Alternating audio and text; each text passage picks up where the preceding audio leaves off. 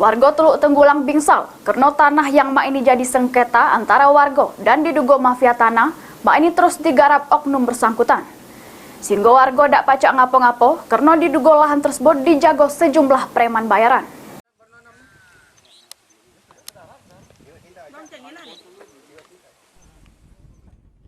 Tanah desa yang mak ini hari diklaim oleh pihak terkait seluas lebih kurang 400 hektar terus digawe ke penggarapan.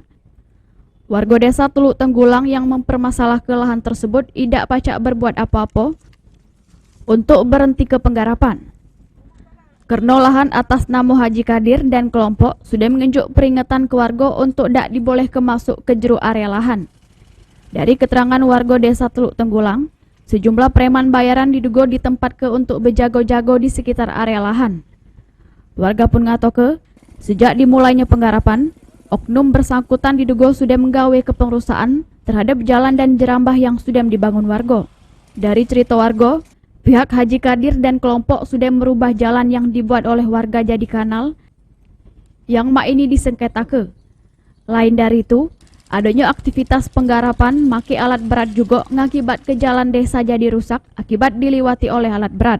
Ini dipermasalahkan itu di mana, Kak? Ini lahan yang mana? Ini yang di belakang kita ini ya.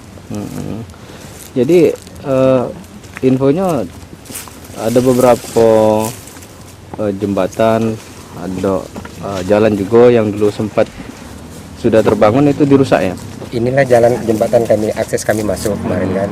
Kalau jalan ada di sebelah sana, tapi kenyataannya sekarang kan inilah contohnya sudah diputus semua. Jadi sehingga kami nggak bisa lagi. Menurut informasi dari masyarakat, betul demikian Pak. Tapi untuk saya pribadi, saya belum pernah ditemui di rumah, gitu Pak, terkait preman tersebut. Tapi menurut informasi dari masyarakat, mereka masuk lahan itu dicegah, dan itu informasi dari mereka ya itu adalah orang-orang diduga orang-orang bayaran Pak. Gitu. Warga desa berharap ke pemerintah daerah supaya secepatnya mengusut tuntas tanah desa yang mak ini dipermasalahkan.